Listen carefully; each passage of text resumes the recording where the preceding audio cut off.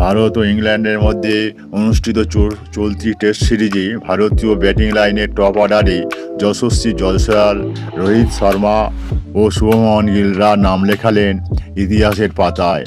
ভেঙে দিলেন প্রায় 7 দশকের পুরনো রেকর্ড। ধর্মশালায় ভারত বনাম ইংল্যান্ডের মধ্যে অনুষ্ঠিত পঞ্চম টেস্টের দ্বিতীয় দিনের শেষে চালকের আসনে ভারত। প্রথম ইনিংসে বোলিংয়ের পর ব্যাটিংয়েও দুরন্ত পারফরমেন্স টিম ইন্ডিয়ার।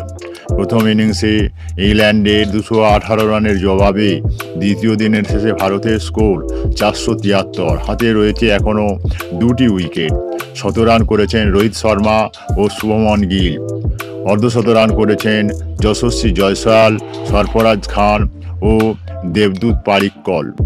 ম্যাচের প্রথম দিন অর্ধশতরান করেছিলেন যশস্বী জয়সওয়াল, আর দ্বিতীয় দিনে রোহিত শর্মা ও শুভমন গিল সেঞ্চুরি করার পর হলো অনন্য রেকর্ড।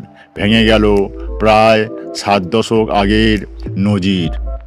ভারতীয় ব্যাটিং লাইনের টপ অর্ডারে যশস্বী জয়সওয়াল, রোহিত শর্মা ও শুভমন গিল নাম লেখালেন ইতিহাসের পাতায়।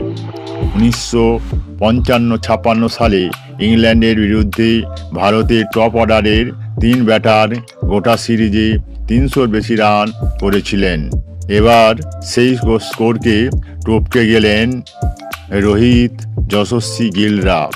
ভারত বনাম ইংল্যান্ডের এই টেস্ট সিরিজে ভারতের টপ অর্ডারের 3 ব্যাটার এখনও পর্যন্ত 400-র বেশি রান করে ফেলেছেন।